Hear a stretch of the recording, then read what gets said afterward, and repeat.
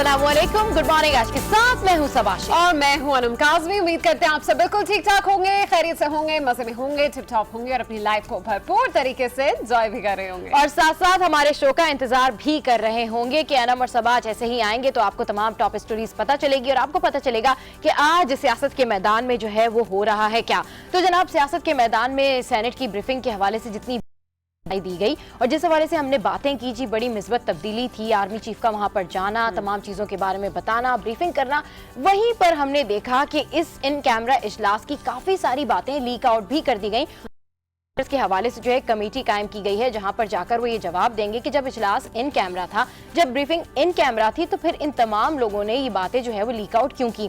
तो जनाब, इस हवाले से बड़ा एक नेगेटिव परसेप्शन गया है सियासतदानों का कि जो सियासतदान है वो इस तरह की हरकतें करते हैं और उसके बाद फिर पूरी पार्लियामेंट को जो है जवाब देना पड़ता है। तो जहां पर हम बात कर रहे हैं आज टॉप स्टोरीज के हवाले से और दूसरी चीजों के हवाले से, वहीं फाटा रिफॉर्म्स के हवाले से भी हम बात करेंगे कि कल मौलाना फजल रहमान ने जिस तरीके से फाटा रिफॉर्म्स के बारे में बात की है, इंतहाई सोचने वाली बात है। वो कहते हैं जी बराह रास्त तो हमारा ताल्लुक ही नहीं है, हम तो फाटा के इंतजाम के लिए बात कर रहे हैं और सारी बात उन्होंने कश्मीर के ऊपर रख दी और कहते हैं जी कश्मीर का जो मामला है वो बातचीत के जरिए हल करना चाहिए और बातचीत के जरिए ही, डायलॉग के जरिए ही कश्मीर का मामला जो है वो हल हो सकता है, इसके अलावा कोई दूसरा रास्ता नहीं है। तो जहां पर हुकूमत के लिए बहुत सारे चैलेंजेस हैं, जहां पर फाटा रिफॉर्म्स का ये मामला है, तो क्या हुकूमत दो लोगों के लिए यानी कि मौलाना फजल रहमान और दूसरे महमूद अचकज़ई साहब, इन लोगों के लिए इस बिल को इल्तवा में डालेगी तो क्या खुद हुकूमत मुश्किलात का शिकार नहीं हो सकती है? डेफिनेटली हुकूमत मुश्किलात का शिकार होगी। अच्छा जनाब, आर्मी चीफ के हवाले से जिन्होंने कल भावलपुर का दौरा किया और वहां पर जो मौसम सरमा है उनकी मशकों का जायजा भी लिया और वहां पर एक बहुत रंग तकरीब थी, बैंड की तकरीब थी। उसमें जो है जो इनामी ग्रुप था उसको उन्होंने रेजिमेंटल फोर्स थी, फ्रंटियर रेजिमेंटल फोर्स थी, उसको उन्होंने इनाम भी दिया और उसके अलावा उन्होंने बहुत ज़्यादा जवानों का जो हौसला है वो भी बुलंद किया। तो जहाँ पर हम बात कर रहे हैं हमारी सिविल और अस्करी क़यादत के ताल्लुक बात कर रहे हैं बैनुल-अक़वामी तौर पर, अंदरूनी तौर पर जितने भी हमारे मुल्क में मामलात चल रहे हैं, तो उसके हवाले से तो ये तमाम खबरें हैं कि जनाब कल की जो सेनेट की ब्रीफिंग थी उसमें अब ये तय किया गया है कि सिविल और अस्करी क़यादत की जानिब से इस तरह के इजलास जो है वो अब मामूल का हिस्सा दोनों जानिब से एक दूसरे के जो तहफ़्फ़ुज़ात हैं उनको दूर करने का सिलसिला जारी और सारी रखा जाएगा। दूसरी जानिब ताहिरुल कादरी की डेडलाइन के बारे में बात करते हैं, जो कि कहते हैं कि अगर नवाज शरीफ साहब अदल की तहरीक चलाएंगे तो वो भी डेफिनेटली सानिया मॉडल टाउन के हवाले से तहरीक चलाएंगे और वो ये कहते हैं कि नवाज शरीफ साहब ने इतने मासूम जानों का कत्ल किया है, मॉडल टाउन पेश आया है, तो वो किस तरीके से अदल की तहरीक चला सकते हैं। तो उन्होंने कहा है कि जी अब जो पैट है वो निकलेगी और 31 दिसंबर से दमादम मस्त कलंदर होगा, धरने की सियासत की जाएगी और उसके साथ साथ जब तक शहबाज शरीफ और साथ साथ राना सना जो है इस्तीफा नहीं दे सकते हैं तो ये तमाम सूरत हाल जो है वो बरकरार रहेगी। तो सियासत में जो है वो बहुत ज़्यादा आगे आने वाली है। गो के हल्का बंदियों का जो मामला है वो तय हो गया है। पीपल्स पार्टी ने भी बिल्कुल हथियार डाल दिए हल्का बंदियों के मामले पर और बिल आखिर ये बहुत अच्छी बात है, ये पॉजिटिव अचीवमेंट थी कि कल जो है हमने देखा कि किस तरीके से हल्का बंदियों का इलेक्शन अब अपने मुकर्ररा वक्त पर ही होंगे। और साथ साथ अगर बात की जाए ओवरऑल पाकिस्तान के हवाले से और खासकर कराची सिटी के हवाले से, तो गैर कानूनी तजावुजात के हवाले से कल एक बड़ी अहम खबर थी जो आज न्यूज़ ने जो है ब्रेक की और इस खबर के हवाले से हम आपको बताएं कि जितने भी कराची में गैर कानूनी तजावुजात हैं, जितनी भी लैंड ग्रैबिंग का ये मामला है, तो अब ये तमाम जाहिर जो है मस्मार करने का सिलसिला जारी है और ये सिलसिला जारी है ज़्यादातर शादी हॉल्स के हवाले से। कहा जा रहा है कि जो लैंड ग्रैबिंग हुई है या जितनी भी गैर कानूनी तजावुजात हैं उस पर शादी हॉल्स बने हुए हैं और इस शादी हॉल्स के हवाले से कल हमने देखा कि 2-3 हॉल्स को भी मस्मार किया गया है। तो गुड मॉर्निंग, आज में ये सारी टॉप स्टोरीज हम शामिल करेंगे और इन पर तफसीली बातचीत करेंगे। चलिए जनाब, सबा ने आपको तफसीली तौर पर सारी ही तो खबरें तकरीबन बता दी हैं, लेकिन कुछ अगर इंटरनेशनली हम देखें कि आज क्या हो रहा है। देखा कि इससे पहले जब से ही ट्रंप की जानिब से बैतुल मक़दस को इजराइल का दारुल हुकूमत कंसिडर किया गया, उसके बाद से जगह जगह पर एहतजाज तो किए जा रहे हैं। फिर हमने देखा कि सलामती कौंसिल के अंदर जो करारदाद पेश की गई उस करारदाद को वीटो कर दिया। करारदाद जब वीटो हुई उसके बाद आज जनरल असम्बली का इजलास होने जा रहा है। अक़वाम मुत्तहिदा की जनरल असम्बली के इजलास के अंदर इस करारदाद को पेश किया जाएगा और जब ये करारदाद पेश की जाएगी तो वहां पर उम्मीद ये जाहिर की जा रही है, इवन मलिहा लोधी उम्मीद जाहिर कर रही हैं कि हो सकता है कि आज जब ये करारदाद पेश की जाए तो इसे कसरत राय के साथ मंजूर कर लिया जाए। यानी कि जो ओवरऑल जो सिचुएशंस बन रही हैं, जो ओवरऑल कहानी बन रही है, उसके बाद अब ये उम्मीद जाहिर की जा रही है कि अगर ये करारदाद आज यहाँ से मंजूर हो जाती है तो वाशिंगटन को बड़ा ही ज़बरदस्त, बड़ा ही बोल्ड किस्म का पैगाम जाएगा। जबकि दूसरी जानिब हम देख रहे हैं कि ट्रंप ने भी सबके ऊपर वार्निंग जारी कर दी और उनका कहना है कि अगर हम ये सलूक किया गया और वो तमाम ममालिक जिनको हम लोग फंड्स प्रोवाइड करते हैं, पैसे प्रोवाइड करते हैं, वो ममालिक ने हमारे अगेंस्ट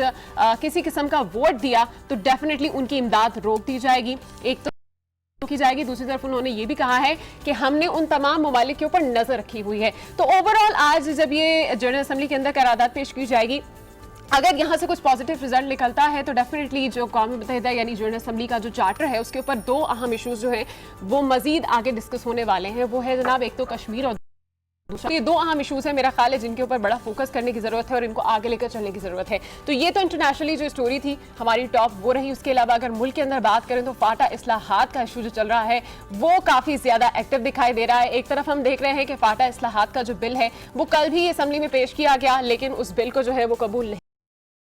आज भी जो एजेंडा है कौमी असेंबली का, उस एजेंडे में भी इसको शामिल नहीं किया गया। तो ओवरऑल फाटा का मामला काफी हद तक तवील हो चुका है। एक तरफ हम देख रहे हैं कि अभी कल ही की बात है कि वजीर आजम शाहिद खाकान अब्बासी जो हैं उनकी मुलाकात हुई है फाटा की सुप्रीम काउंसिल से। मुलाकात भी 3 घंटे तक जारी रही पर ये मुज़ाकरात कामयाब नहीं हो पाए। अब आगे देखना ये है कि क्या बनेगा और मजीद भी कुछ स्टोरीज हैं आज के दिन के हवाले से और कुछ अहम मुलाकातें हैं जिस हवाले से आपको अपडेट करेंगे। लेकिन आगे बढ़ेंगे और रुख करेंगे हमारे अखबारों की शह सुर्खियों का।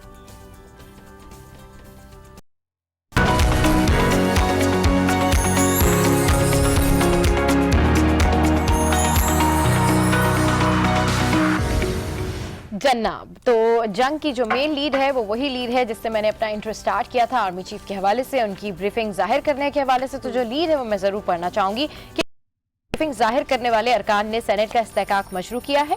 चेयरमैन सेनेट डेफिनेटली ऐसा कह रहे हैं और मामला बिजनेस एडवाइजरी कमेटी के सुपुर्द किया जाएगा। इजलास भी आज तलब कर लिया है।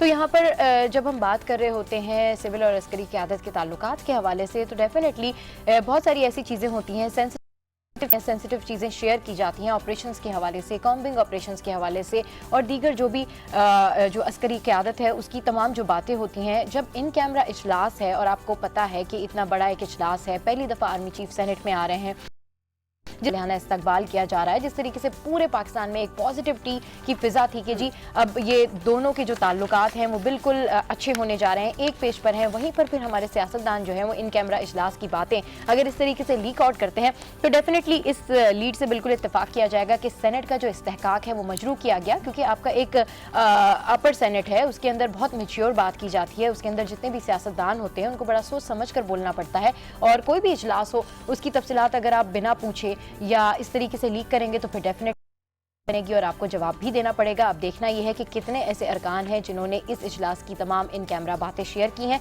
और फिर उनके खिलाफ जो है वो क्या कार्रवाई की जाती है। तो इस खबर को जंग ने अपनी मेन लीड का हिस्सा बनाया। चले जनाब, एक्सप्रेस की बात करें तो सबसे पहले तो यहाँ पर इस्लामाबाद हाई कोर्ट की जानिब से जो बयान है इसहाक डार के केस के हवाले से वो लगाया भारत ने जो है वो बिल आखिर ये ओवरऑल जो इस्लामाबाद हाई कोर्ट की जानिब से ऑर्डर सामने आए हैं, इन ऑर्डर्स के सामने आने के बाद इसहाक डार का केस 17 जनवरी तक मुअत्तल हो चुका है। काफ़ी हद तक रिलीफ जो है वो उनको मिल चुका है और समवे इनके जो मौकल थे उनका ये भी कहना था कि जनाब 30 डेज का तो वैसे ही मार्जिन दिया जाता है, अगर आपने किसी को इश्तिहारी करार देना हो तो जो कार्रवाई की जा रही है अदालत की जानिब से वो मौसर नहीं है। उसके बाद ये फैसला किया गया कि इस्लामाबाद हाई कोर्ट की जानिब से कि इस तमाम कार्रवाई को 17 जनवरी तक रोक दिया जाएगा। इसके अलावा अगर मजीद कुछ यहाँ पर खबरें हम देखें तो वो एक लगा के कसास के हवाले से हमने देखा कि नवाज शरीफ की जानिब से तमाम सिचुएशन के बाद जो भी उनके खिलाफ फैसले आए, फिर इमरान खान के खिलाफ जो फैसला है उसके बाद उन्होंने कहा कि जी हम एक तहरीक निकालेंगे, अदलिया के अगेंस्ट निकालेंगे। पहले हमने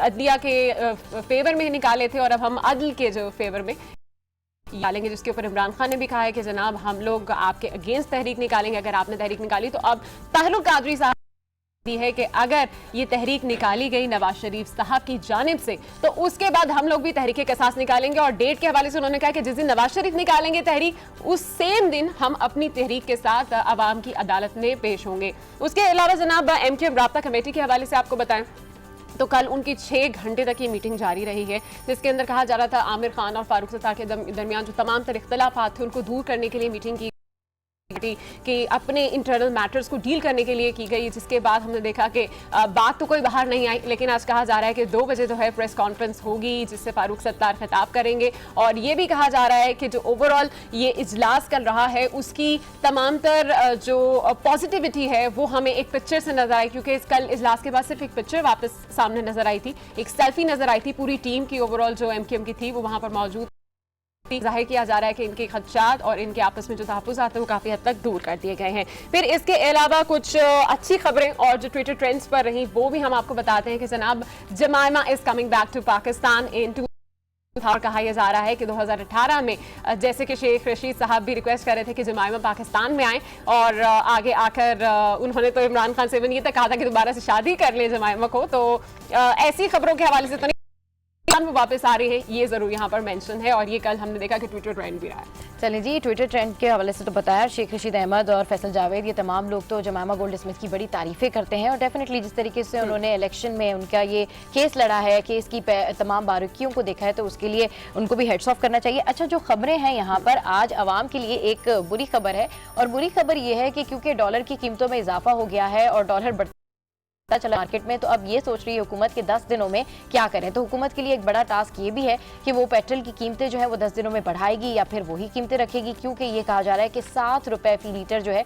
इजाफा हो सकता है पेट्रोल की कीमतों में। इससे पहले 2 रुपए इजाफा किया था, तो हुकूमत की जानिब से तो इजाफा जारी है पेट्रोल की कीमतों में, और पेट्रोल की जो नर्ख हैं, डीजल के नर्ख हैं, उनको बढ़ाने के लिए। तो डेफिनेटली अगर पेट्रोल की कीमतें बढ़ेंगी तो उससे महंगाई में भी इजाफा होगा, और आवाम के लिए ये बड़ा एक चैलेंज भी होगा, क्योंकि इस तरह के दिन है, सर्दियों के दिन है। और दूसरी जानिब एक और यहाँ पर जो खबर मेंशन है वो खबर मेंशन है यूएई की जानिब से पाकिस्तानियों को वीजे के इल्तवा की अफवाह मुस्तरद। हम सब ओवरऑल जानते हैं कि न्यू ईयर आ रहा है, और न्यू ईयर की सेलिब्रेशंस के लिए तमाम पाकिस्तानी जो होते हैं वो कहीं ना कहीं अपना कोई ना कोई इवेंट प्लान कर रहे होते हैं, लेकिन ज़्यादातर लोग जो हैं वो पाकिस्तान से दुबई जाने के सोच रहे होते हैं कि वो वहाँ पर जाएं और दुबई जाके वो अपना न्यू ईयर सेलिब्रेट करें। लेकिन इस दफ़ा ये हुआ है कि 3 लाख पाकिस्तानियों को वीज़े जारी किए गए हैं, और इस तरह की खबरें आ रही थी कि यूएई का जो वीज़ा डिपार्टमेंट है, जो एम्बेसी है, वहाँ पर पाकिस्तानियों को जो वीज़े हैं उसकी खबरें इल्तवा में पड़ती हुई दिखाई दे रही हैं। तो उन तमाम खबरों को अब मुस्तरद कर दिया गया है, और 3 लाख पाकिस्तानी इस दफ़ा न्यू ईयर सेलिब्रेट करेंगे। तो इस खबर को जो है वो जंग ने अपनी मेन लीड का हिस्सा बनाया है, और साथ साथ इलेक्शन कमीशन के हवाले से खबर है, वो कह रही थी कि अब इलेक्शन कमीशन जो है कमर कस लेगा, क्योंकि इलेक्शन कमीशन के इंतखाबात की तैयारियां अब तेज कर दी गई हैं। हल्का बंदियों का प्लान के हवाले से तमाम तरतीब मुरतब की जाएगी। इसी हवाले से आज एक हंगामी इजलास भी बुलाया गया है। तो जनाब सियासी गहमा गहमी और सियासी गर्मा गर्मी जारी है, वहीं 2018 के इलेक्शंस की जो तैयारियां हैं वो भी जारी हैं। तो ये तो हो गई आज अखबारात की 6 सुर्खियां जो हमने आपको बताई। अब हम आपको बताते हैं कि आज गुड मॉर्निंग आज की टॉप स्टोरी है। Here we go. यहाँ इस तरह की सिक्काशाही नहीं चलेगी। मियां साहब ने कल इस्लामाबाद में नैब अदालत के बाहर कहा कि हम सिक्काशाही नहीं चलने देंगे, यहाँ कानून की हुक्मरानी चलेगी, सिक्काशाही नहीं चलेगी। हुकूमत के खिलाफ अपोजिशन ने पोजीशन संभाल ली। पीटीआई के बाद पीपल्स पार्टी ने भी अपना वजन ताहिरुल कादरी के पलड़े में डाल दिया। तहरीके कसास की हिमायत का ऐलान। ताहिरुल कादरी कहते हैं पूरी कौम शरीफ बरादरान का मुआवजा करेगी।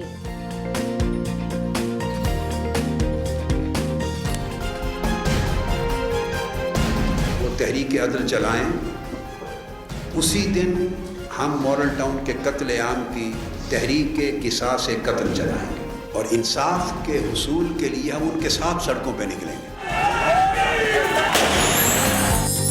5 समातें हो चुकी, नवाज शरीफ ने जवाब जमा नहीं कराया। आइंदा समात पर जवाब ना आया तो यकतरफा फैसला सुना देंगे। पार्टी सदारत इस्लामाबाद हाई कोर्ट की आखिरी वार्निंग, 30 जनवरी तक जवाब ना आया तो मियां साहब के हाथ से पार्टी सदारत जा सकती है।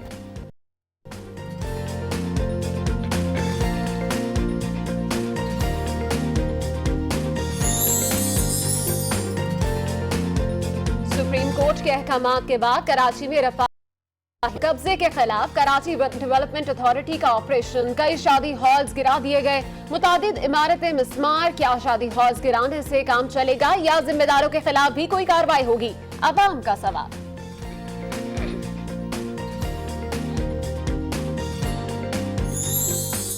There are many more to come, और मायरा खान के लिए बहुत सारी बेस्ट विशेष। ऐसे ही आप अच्छा काम करते रहिए और हमारे करते बिल्कुल रहेंगे। जनाब, आज के दिन जहां किसी की सालगिरह मनाई जा रही है, वहीं पर हम हाफिज जलंधरी को नहीं भूल सकते, जिनकी आज 35वीं यौम वफात मनाया जा रहा है, डेथ एनिवर्सरी है आज उनकी। और हाफिज कौन नहीं जानता, क्योंकि हमारा जो कौमी तराना है उसके खालिक भी वही हैं, और आज भी उनकी याद आज में यूं ताज़ा है, क्योंकि हर दिन का आगाज, हर स्कूल के अंदर बच्चे जो है वो अपने दिन का आगाज इसी कौमी तराने से करते हैं। लेते हैं यहाँ पर हम एक छोटी सी ब्रेक, कहीं बच जाएगा। Stay with us and keep watching good morning आज।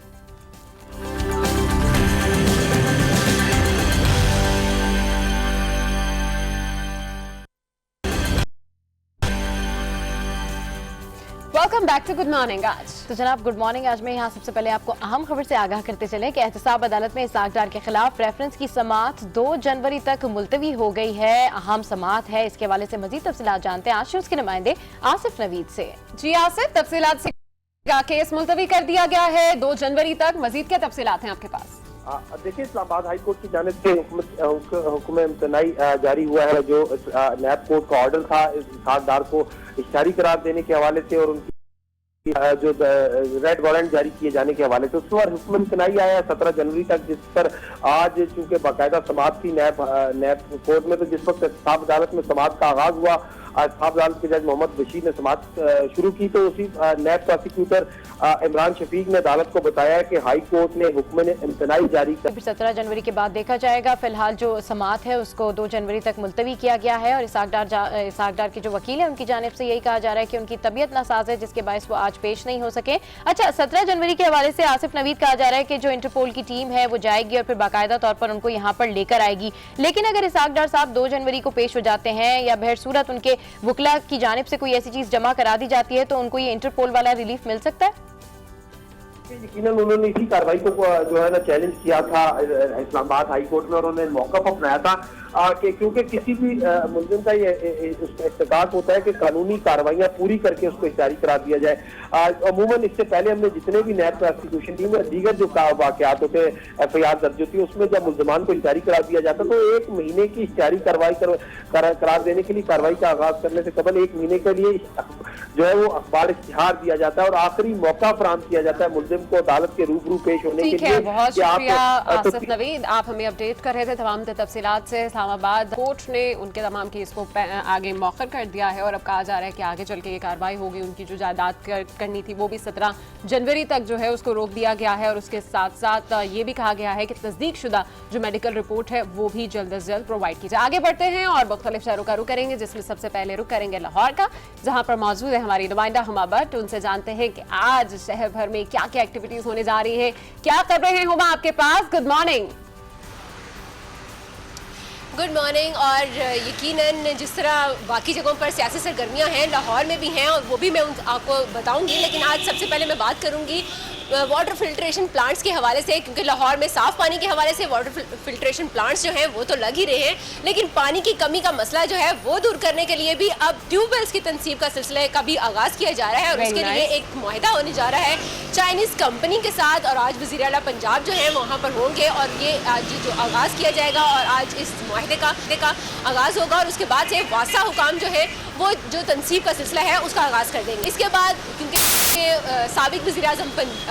साबिक वज़ीर-ए-आज़म नवाज शरीफ जो है वो इस वक्त जाती उम्रा में मौजूद है, तो उनकी एक्टिविटीज़ का सिलसिला जारी ही है। वहाँ पर पार्टी रहनुमा जो हैं वो आते हैं और उनके साथ इजलास का सिलसिला भी होता है, तो आज उनकी एक्सपेक्टेड जो एक्टिविटीज़ हैं वो भी जारी ही रहेंगी। और इसके बाद हम लोग देखेंगे पाकिस्तान तहरीक इंसाफ, जो कि जैसे ही नज़र आता है नून लीग कोई ना कोई स्टेप लेती है, और नून लीग कोई ना कोई हमें यहाँ पर बयान उनका नज़र आता है, तो पाकिस्तान तहरीक इंसाफ जो है वो भी आगे आगे होती है, और उनकी तरफ से भी कोई ना कोई बयानात जो है वो मंजर आम पर आ जाते हैं। तो आज शफकत महमूद जो है वो उसके हवाले से एक प्रेस कॉन्फ्रेंस करने वाले हैं, तो आज उनकी प्रेस कॉन्फ्रेंस हम लोग सुनेंगे। जनाब, लाहौर में बड़ी सारी एक्टिविटीज होने जा रही हैं। जाती उम्रा में नवाज शरीफ भी बिजी हैं अपनी एक्ट में, और डेफिनेटली तहरीक अदल के हवाले से वो कोई सरगर्मियां ऑन करेंगे। और दूसरी जानिब जो है शफकत महमूद की जानिब से आज फिर प्रेस कॉन्फ्रेंस की जाएगी, और देखते हैं कि अब कौन कौन सी पार्टीज को जो है वो तनकीद का निशाना बनाया जाता है। अच्छा जनाब, इस्लामाबाद का हम रुख करते हैं और देखते हैं कि इस्लामाबाद में आज कौन सी सियासी और समाजी सरगर्मियां होने जा रही हैं, जिसके लिए हमारे नुमाइंदे वसीम रजाक वहां पर मौजूद हैं। Wasim, good morning. आज बताइए क्या एक्टिविटीज हैं आज शहर इक़्तिदार में? वफाकी दारुल-हुकूमत में आज इसहाक डार के खिलाफ रेफरेंस की समाअत थी जो कि मुकम्मल हो चुकी है। केस की समाअत मुलतवी कर दी गई है। साबिक वज़ीर-ए-आज़म के खिलाफ नैब कोर्ट में इस्लामाबाद हाई कोर्ट में तौहीन अदालत केस की आज समाअत है और उस पर उनको नोटिस भी जारी किए जा चुके हैं, जिसका अभी ताहाल साबिक वज़ीर-ए-आज़म की जानिब से उन नोटिस का जवाब नहीं दिया गया है। फॉरेन ऑफिस की हफ्तावार ब्रीफिंग है, कौमी असम्बली का इजलास होगा, कायदे आज़म का यौम पैदाइश करीब है, इस हवाले से तस्वीरी नुमाइश इस्लामाबाद में लगी है। जो है joint chief of army staff हैं जो जनरल ज़ुबैर महमूद, वो आज वहाँ पर शिरकत करेंगे। इस मरियम औरंगज़ेब एक सेमिनार में शिरकत करेंगी। यहाँ पर स्क्वाश का क्वार्टर फाइनल आज इंटरनेशनल हो रहा है, यहाँ पर sports complex Mustafa Mir sports complex में, वहाँ पर आज क्वार्टर फाइनल खेले जाएंगे। इस्लामाबाद का मौसम की अगर बात करें, इस्लामाबाद में आज हल्के बादल छाए हुए हैं, आज धूप और बादल की जो है आंख मचोली जारी है। ओवरऑल जो इस्लामाबाद का मौसम है इंतहाई खुशगवार लग रहा है और महकमा मौसमियात का कहना है कि आइंदा चंद रोज तक बारिशों का भी कोई इम्कान नहीं है। जी चलिए जी, बहुत शुक्रिया, आप हमें अपडेट कर रहे थे इस्लामाबाद से, जहां पर कहा तो जा रहा है बारिश नहीं, लेकिन मौसम दिन ब दिन सर्द होता जा रहा है। दिसंबर का मौसम वैसे भी बड़ा ठंडा है जनाब, और कहा जा रहा है कि जनवरी तक यहाँ पर शदीद किस्म की ठंड हो जाएगी और मरी में तो वैसे ही बर्फबारी का सिलसिला शुरू हो चुका है। तो अगले हफ्ते से मैं तो नहीं होंगी, लेकिन सबा जरूर आपके साथ होंगी। लेकिन यहाँ पर हम एक छोटी सी ब्रेक कहीं बच जाएगा। Stay with us and keep watching good morning आज।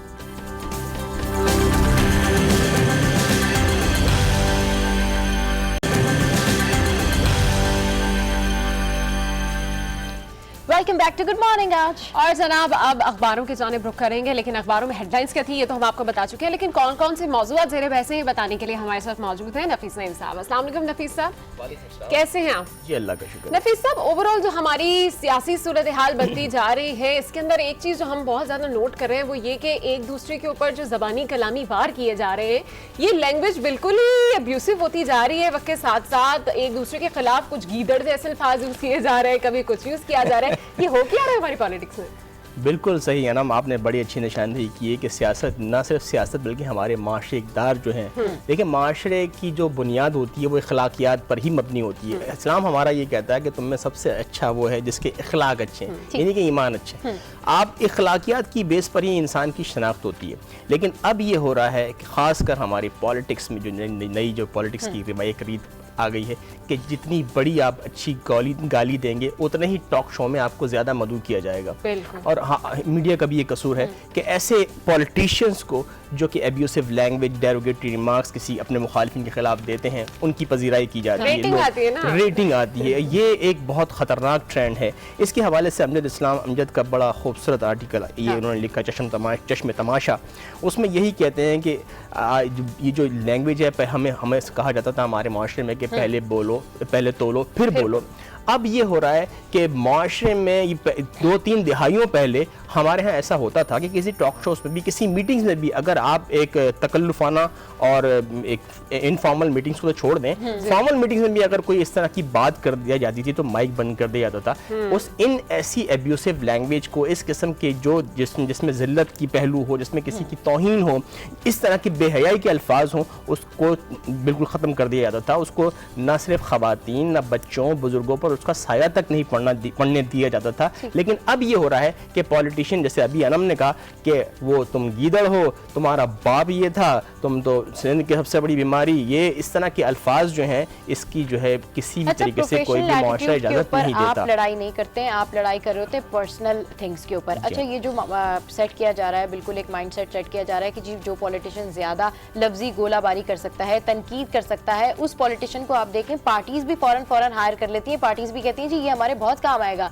क्योंकि खुल के और बदतमीजी के साथ हमारा स्टांस जो है वो आगे पेश करता है। तो ये एक ओवरऑल सियासतदानों की जानिब से जो है ना वो माइंडसेट बना लिया गया है कि जितना हम चीखेंगे चिल्लाएंगे उतना ज्यादा हमारी तरक्की होगी। लेकिन इन सारी सूरत हाल से जो यूथ है, जो हम लोग हैं, जो दीगर पाकिस्तानी हैं, अगर किसी को पार्टी में शमूलियत इख्तियार करनी है तो उसके ऊपर क्या असर पड़ेगा कि अगर आपने अपना मौक़िफ़ बयान करना है तो उसके लिए कि आपको बदतमीजी इख्तियार करनी पड़ेगी, आपको प्रोफेशनल एटीट्यूड नहीं आपका चलेगा, या आप वो उस तरीके से अपने आप को रिकॉग्नाइज नहीं करवा सकते हैं। इस हवाले से क्या? बिल्कुल सही कहनी है सबा, तनकीद ये एक माशरे का एक बड़ा मुस्बत पहलू है। आप अगर आप किसी की बात पर आप तनकीद करते हैं वो आपका जायज़ हक है। इजहार राय का ये मतलब नहीं होता कि आप किसी की बेइज्जती कर दें, आप किसी को मुजरिम ठहरा के, कातिल गर्दान के, काफिर का लक़ब दे के आप उसको अपना मौक़िफ़ उस पर वाज़ेह नहीं कर सकते, बल्कि अगर आप अपने पोलाइटनेस को अपने सामने रखेंगे और इखलाकियात के दायरे में रहते हुए किसी पर तनकीद करेंगे तो वो पॉजिटिव बड़ा ही आपका एक इम्पैक्ट होगा, उसका इफेक्ट होगा।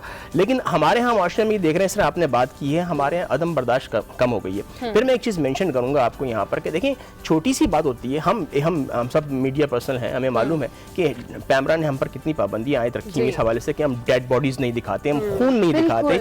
आप पूरे माशरे की एक मस्शुदा लाश को अपने अल्फाज में बयान कर रहे हैं, ये मस्शुदा लाश ही है। हाँ। और जो आपके अल्फाज हैं, जो तीर चलते हैं, वो मैं कहता हूँ वो खून है जो उस डेड बॉडी से रस रहा होता है। अभी तो हालात ये आ चुके हैं कि हमारे मीडिया सेल्स, पार्टीज के जो मीडिया सेल हैं, वो भी वही लोग ऑपरेट कर रहे होते हैं कि जो दबंग अल्फाज में आकर अगली पार्टी पर तनकीद कर सकते हैं, और ये बहुत कॉमन ट्रेंड हो चुका है। और अगर हम देखें तो चाहे अगर वो नून लीग की मैं बात करूं तो नून लीग सारा का सारा जो ब्लेम है वो डालती है इमरान खान के ऊपर कि जब से इमरान खान आए उनकी पॉलिटिक्स के साथ ही यहाँ पर गालम गलोच की पॉलिटिक्स चलना शुरू हो गई। लेकिन आप अगर दूसरी तरफ देखें तो जवाबन भी यही सब कुछ हो रहा होता है, तो आप एक पार्टी को कैसे यहाँ पर इल्जाम ठहरा सकते हो, उसको ब्लेम कैसे कर सकते हो? हम ये नून पीटीआई को अगर आप ब्लेम देते हैं, ये ट्रैक्टर ट्रॉली की जो है मंतक, बाबे की मंतक, चोर की मंतक, डाकू की मंतक, ये जितने भी अल्फाज हैं, अलकाबात हैं, ये सियासतदानों से, हम किसी एक पार्टी की बात नहीं करते। इस वक्त तो एक ही हमाम में कहते हैं ना, तब सब नंगे। आप दानिया अजीज को देख लें, आप तलाल चौधरी को देख लें, इमरान खान को देख लें, खुद आप आसिफ जरदारी की बातें सुन लें, तो ये साद रफीक देख लें, यानी कि अभी ख्वाजा आसिफ का मैंने जिक्र किया, उनको देख लें। तो आप अगर इस किस्म की गैर पार्लिमानी जबान इस्तेमाल करेंगे, देखें एक बड़ी बात यह है कि सियासतदान जो है वो आइडियल होते हैं।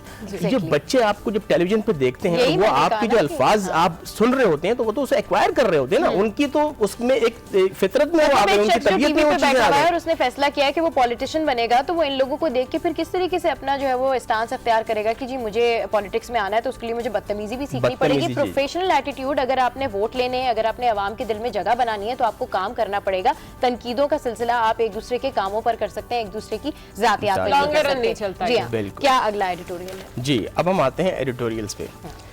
एक आप देख रहे हैं कि चीफ जस्टिस साहब जो हैं साकिब निसार, वो बहुत फ़ाल हैं आजकल। कराची के मामले पे उन्होंने देखा, कल सबा ने जो ऑफ द रिकॉर्ड जो है कैमरे के बगैर ये बात कर रही थी मुझसे, और ये कह रही थी कि चीफ जस्टिस की तारीफ़ें हो रही थी, वाकई में ये बात थी। आज उनकी बात सुन ली है और इदारती नोट ये आया है चीफ जस्टिस का साइब कदम कि चीफ जस्टिस जो है कराची के मामले पर उन्होंने नोटिस लिया, वज़ीर आला को बुलाया, बहुत बड़ी बातें हुई। इवन अब उनकी बातों का नोटिस लिया रहा है, कराची पर इस पानी के हवाले से काम हो रहा है सिंध के अंदर, गवर्नमेंट बेल गई है, सॉरी। चीफ जस्टिस अब लाहौर गए, मियां अस्पताल का दौरा किया, उन्होंने इंस्टीट्यूट ऑफ कार्डियोलॉजी का दौरा किया, वहाँ पर चीफ सेक्रेटरी को अपने साथ ले गए, वहाँ उन्होंने पानी के सैंपल्स चेक किए, देखा कि जनाना वार्ड और मर्दाना वार्ड, तो उन्होंने हिदायत की कि इसको अलग करें, जनाना अलग होना चाहिए, मर्दाना वार्ड अलग होना चाहिए। तो ये इकदाम देखने में तो एक छोटी सी खबर है और एक छोटा सा इदारती नोट है, लेकिन ये बहुत बड़ी बात है, क्योंकि हमने हमेशा देखा है कि जो काजी वक्त होता है उसका माशरे की नस पर हाथ रखना इस्लाम का दरख्शां बाब है। तो ये अगर काजी वक्त अपनी काम कर रहे हैं और चीफ जस्टिस को साबित किया है, और उन्होंने जिस तरह उनकी एक स्पीच थी जो बड़ी हमने देखा था इमोशनल स्पीच थी, जो उन्होंने कानून और जो अदलिया पर तनकीद होती है उसके हवाले से की, तो लेकिन साथ में जो इकदाम कर रही है अदलिया पर बहुत बोझ है, इसमें मानने में कोई वो नहीं है, क्योंकि हम देख रहे हैं पॉलिटिकल तमाम केसेस, गवर्नमेंट के तमाम केसेस, जहाँ गवर्नमेंट फेल होती है वहाँ अदलिया पर डाल दिया जाता है, जहाँ सिक्योरिटी का सिस्टम। आप देखें शरई कोर्ट्स में कितने सारे केसेस पेंडिंग हैं, दूसरी सिटी कोर्ट में कितने सारे केसेस पेंडिंग है। कल भी हम यही बात कर रहे थे कि अब तो मुझे लगता है कि वाकई में पाकिस्तान के जितने भी इदारे हैं नफीस भाई, वो बड़े मुतारिक हो गए हैं। जिस तरीके से कल चीफ जस्टिस ने बात की, जिस तरीके से दौरा किया, और जब वो कार्डियो सेंटर गए तो मैं देख रही थी कि कितने ज्यादा वो सीरियस थे इन तमाम मामलात को हल करने के लिए। उन्होंने कहा कि मैं तमाम लोगों से, तमाम वकला से ये दरख्वास्त करता हूँ कि जितने भी केसेस हैं, अब ये पनामा लीक्स का मामला है, इसी तरीके से जिस तरह से सियासतदानों के केसेस को सीरियस लिया जा रहा है, आम आवाम के केसेस को भी इसी तरह से सीरियस लें। तो मेरे ख्याल में ये बड़ा एक गुड जेस्चर था, बड़ा पॉजिटिव एक्ट था। और आपको क्या लगता है कि अब खुद चीफ जस्टिस जब इन मामलात में इन्वॉल्व हुए हैं तो बेहतरी आएगी इन तमाम? बिल्कुल, ये तमाम इदारों के लिए बिलउमूम और खासकर अस्पतालों के लिए बिलखुसूस एक बड़ा पैगाम है, और इन्हें फॉलो करना पड़ेगा। देखें, एक प्रेसिडेंट तो सेट कर दिए, चीफ जस्टिस ने साबित कर दिया है, सेट कर दिया है कि मैं जब खुद जा सकता हूँ, तो जो जिनका ये काम है, जो इंतजामिया है, जो ऑफिशियल्स हैं, वो क्यों ये काम नहीं करते, और वो खुद एक्शन लेंगे, क्योंकि काम वही होता है जो पहले आप खुद करके। अमली तौर पर जब चीफ जस्टिस ने ये कर दिया है, तो इसका इसका एक बहुत बड़ा असर पड़ेगा उन अफसरान के जो इस वक्त गफलत में थे। बिल्कुल सही कह रहे हैं और जो नफीस साहब, गाफिल जो थे। अस्कुप नोटिस लिया जा रहा है ये डेफिनेटली बड़ा इम्पैक्टफुल भी है और काफी लोगों के लिए, काफी इदारों के लिए मैसेज भी है। लेकिन अभी आपने एक बात की नफीस साहब कि जहां पर हम देख रहे हैं कि इस वक्त काफ़ी प्रेशर है हमारे कोर्ट्स के ऊपर, हमारे जस्टिस एक जो सिस्टम है, इंस्टीट्यूट है, उसके ऊपर काफ़ी ज़्यादा प्रेशर है। वहीं पर हम देख रहे हैं हमारी पार्लियामेंट जो है वो काफ़ी हद तक इस वक्त टूट फूट का सा शिकार नजर आती है, क्योंकि कोई भी फैसला हमारा, इवन पार्लियामेंट का भी फैसला हम पार्लियामेंट में नहीं कर पा रहे। हमने हर चीज़, हमारे हर केसेस, हमारे हर पॉलिटिकल फैसले इस वक्त हमारी कोर्ट ही कर रही है, जिसके बाद भी अगर वो फैसले किए जाते हैं तो फिर भी तनकीद का सामना हमारी कोर्ट्स को ही है। जिसके ऊपर अभी रिसेंटली हम देख रहे थे कि जब ये फैसला आया था तो नवाज शरीफ साहब की जानिब से काफ़ी तनकीद भी की गई थी कि जी इस तरह से, और फिर हमने देखा कि चीफ जस्टिस साहब ने आके वजाहत भी पेश की थी और फिर वजाहत के ऊपर भी सवालात उठने शुरू हो गए थे कि जनाब अदलिया अपने फैसले से जानी जाती है, वजाहत उसे नहीं। इस पर आप क्या कहेंगे? सही कह रही हैं आप। चीफ जस्टिस के इस तकरीर के बाद चीफ जस्टिस ने जो बातें की उन पर कम तनकीद हुई, उन पर कम टॉक हुए और लफ्ज बाबे पे ज़्यादा टॉक शो। बिल्कुल, ये हमारी मेंटालिटी है, ये हमारा माइंडसेट है कि हम तनकीद बराए तनकीद पर लगे हुए हैं, हम ये नहीं देख रहे कि एक शख्स क्या कह रहा है। ये असल बुनियादी पहलू है। अब चीफ जस्टिस जितने फ़ाल हैं उसका तकाजा यही है कि एक अभी हम जो दूसरा एडिटोरियल में डिस्कस करूँगा इसके लिंक इसी तरह हो रहा है कि देखें चीफ जस्टिस इतना फ़ाल है, इस तरह आर्मी चीफ, तीन असली अदलिया, सियासत और ये अगर कोर्ट आ जाती है सियासी और फौज आती है, इस्टेब्लिशमेंट आती है, अगर ये तीनों सतून मिलते हैं आपस में तो आपके इस्तेहकाम अल्टीमेटली आपके मुल्क में आता है। अभी चीफ जस्टिस ने आर्मी चीफ ने जो सेनेट को ब्रीफिंग दी है, एक अनप्रेसिडेंटेड डेवलपमेंट है ये के लिए तमाम इदारों के जो हमारी परेशानी जो हम कल भी डिस्कस कर रहे थे। तनकीद का सिलसिला नहीं होना चाहिए, तनकीद बराए इस्लाह भी होनी चाहिए और सियासतदानों को मेरे ख्याल में अब अकल पकड़नी चाहिए, क्योंकि यूथ जो है वो बहुत इन्वॉल्व होती जा रही है पाकिस्तानी पॉलिटिक्स के अंदर। तो जो यूथ है वो उनसे क्या सीखेगी ये उनको सोचना चाहिए। एडिटोरियल आर्मी चीफ के हवाले से कल की सेनेट की ब्रीफिंग के हवाले से आया और जिसके लिए आप बड़ा मुस्कुरा रहे हैं, तो मैं चाहूंगी कि पहले आप उस एडिटोरियल के बारे में बताएं ताकि हम इस पर डिटेल डिस्कशन करें कि जी इखलाकियात का जो दायरा कार है वो सिर्फ लफ्जी गोलाबारी तक भी है या फिर वो खबरें लीक करने का सिलसिला भी जारी है। नहीं, देखें आर्मी चीफ के ये जो DGMO भी गए, DGI भी थे, बहुत तमाम पार्लियामेंटेरियंस को, सेनेटर्स को जो ये ब्रीफिंग दी गई है, इसके एक दूसरा पहलू जो 225 की जो खिलाफ वर्जी वो बाद में बात करेंगे, लेकिन फिलहाल जो है अच्छी बात ये है कि आर्मी चीफ के क्योंकि वज़ीर रब्बानी ने ये इनवाइट किया था कि हम क्यों ना सियासतदान और जो है इस्टेब्लिशमेंट जो है वो एक पेज पर आए और एक ग्रैंड डायलॉग हो। इस पर आर्मी चीफ ने उनकी इस बात पर लब्बैक कहा और खुद बनफ़ नफीस वहाँ पहुंचे और ब्रीफ किया। 1 घंटे ब्रीफिंग दी, 3 घंटे सवालात का जवाब दिया। कोई ऐसा सवाल नहीं था जो आर्मी चीफ ने इसका जवाब ना दिया हो और वो तमाम जो एक गलत फहमी आती, खास में ये भी कह दिया कि ये आपकी सवाब दी दे भारत से ताल्लुक़। देखिए एक बड़ा मसला था कि बोन ऑफ कंटेंशन जो है भारतीय, ये कहा जाता था कि भारत से ताल्लुकात जो है वहाँ कभी भी सियासत और इस्टेब्लिशमेंट, सियासतदान एक पेज पर नहीं आए। इस्टेब्लिशमेंट कुछ और चाहती है, सियासतदान कुछ और चाहते हैं। आर्मी चीफ ने बिल्कुल क्लियर कर दिया ये आपकी सवाबदीद पर है, आप चाहते हैं भारत से ताल्लुकात सवार करें, लेट्स गो, अपनी पॉलिसी में। हाँ, यहाँ पे एक चीज मुझे समझ आई कि कल जब ये सारा मामला सामने आया उसके बाद सेनेटर्स ने बाहर आके डिस्कशन भी की, लेकिन जो भी बात की गई बड़ी पॉजिटिव थी और कोई भी ऐसा पहलू नहीं था जो कि हमारे नेशनल कंसर्न्स के अगेंस्ट जाता। सबने आके बाहर ये बात की कि जी जो सवाल उनसे पूछा गया उनके हमें एज इट इज जवाब दिए गए। अब रज़ा रब्बानी साहब कहते हैं कि जी हम कदगन भी लगाएंगे ऐसे लोगों के ऊपर जिन्होंने अफवाहें बाहर की हैं और ओवरऑल जो ये सिचुएशन बन चुकी है उसके खिलाफ वो कह रहे हैं कमेटी भी बनाई जाएगी, तहकीकात भी होंगी कि ये जो लोग हैं इन्होंने क्यों लॉ के अगेंस्ट जाके बातें बाहर की है।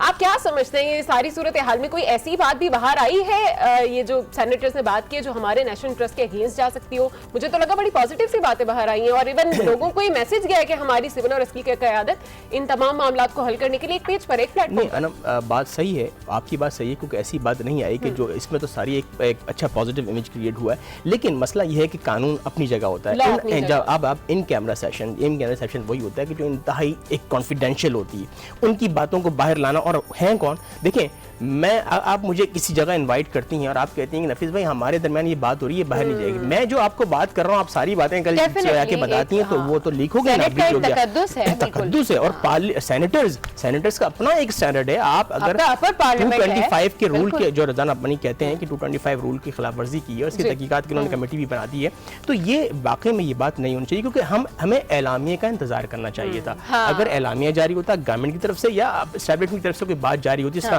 डीजी एसपी आसिफ गफूर साहब ने कहा आके बात की, उन्होंने सारी बातें की, उन्होंने ऐसी कोई बात नहीं रखी जो नेशनल इंटरेस्ट के हमारे हम कहते हैं कि खिलाफ जा रही है, कोई बात चीज क्लियर कर दी। तो हमें उसका इंतजार करना चाहिए था। सेनेटर्स ने, मैं देख रहा था टॉक शोज में हर जगह, हम पासदारी करेंगे और फिर सारी की सारी बातें भी उन्होंने बता दी। तो ये एक बहरहाल एक गलत है। ठीक है, बिल्कुल। चलें जी, अब सेनेटर्स के हवाले से क्या मामलात होते हैं और क्या चीज़ें होती हैं, डेफिनेटली इस हवाले से तो पता चलेगा। आज इजलास भी तलब किया गया है, कमेटी भी बनाई है। बहुत शुक्रिया नफीस नईम साहब, आप ओवरऑल बहुत इंपॉर्टेंट एडिटोरियल जो है हमारे साथ डिस्कस कर रहे थे। तो अब वक्त आ गया है कि सियासतदानों को भी काफ़ी मैच्योर और प्रोफेशनली जो है बिहेव करना चाहिए, क्योंकि पाकिस्तान की यूथ जो है वो बहुत ज़्यादा इंटैक्ट हो चुकी है पॉलिटिक्स के साथ। बिल्कुल जनाब, और जहाँ पर हम पॉलिटिक्स की बात कर रहे हैं और जहाँ से सबा ने कहा कि मैच्योर हो जाना चाहिए, तो डेफिनेटली कुछ इमेच्योर लोगों की बात करते हैं, यानी कि मासूम बच्चों की बात करते हैं। इनकी बड़ी खूबसूरत सी प्यारी सी वीडियो आजकल हम देख रहे हैं कि यूट्यूब पर, फेसबुक पर, सोशल मीडिया पर वायरल हुई भी है, और वीडियो पहले आप देखिए फिर। Welcome back to good morning. और अब कुछ बात कर लेते हैं हम अपने शो में गैर कानूनी तजावुज़ात के हवाले से, जिसके लिए आपको बताएं कि सुप्रीम कोर्ट के अहकामात के बाद कराची में रिफाही प्लाटों पर कब्जे के खिलाफ कराची डेवलपमेंट अथॉरिटी का ऑपरेशन, कई शादी हॉल्स गिरा दिए गए, मुतादिद इमारतें भी मस्मार कर दी। इस हवाले से रिपोर्ट देखिए। ये है पाकिस्तान का सबसे बड़ा शहर कराची, जहां मसाइल के अंबार हैं। बिजली, गैस, पानी, कचरा, तजावुज़ात, ट्रैफिक और इस जैसे कई मसले शहर कराची के हिस्से में आते हैं। इन मसाइल में एक मसला रफाही प्लाटों पर कायम गैर कानूनी तामीरात का भी है, जिस पर अदालती अहकामात के बाद इंतजामिया का एक्शन जारी है। गुज़िश्ता रोज KDA की टीम रेंजर्स और पुलिस के हमरा कोरंगी पहुंची, जहां रफाही प्लाटों पर कायम गैर कानूनी शादी हॉल्स को मस्मार किया गया। ये शादी हॉल्स कोरंगी 36B, 35A और 5 नंबर समेत दीगर मुकामात पर कायम थे। ऑपरेशन में रफाही प्लाटों पर कायम फिटनेस क्लब, भैंसों के बाड़े और पार्किंग का कब्जा भी खत्म कर दिया गया है। KDA हुक्काम के मुताबिक अब तक 150 से जायद शादी हॉल्स और गैर कानूनी तामीरात मस्मार की जा चुकी हैं।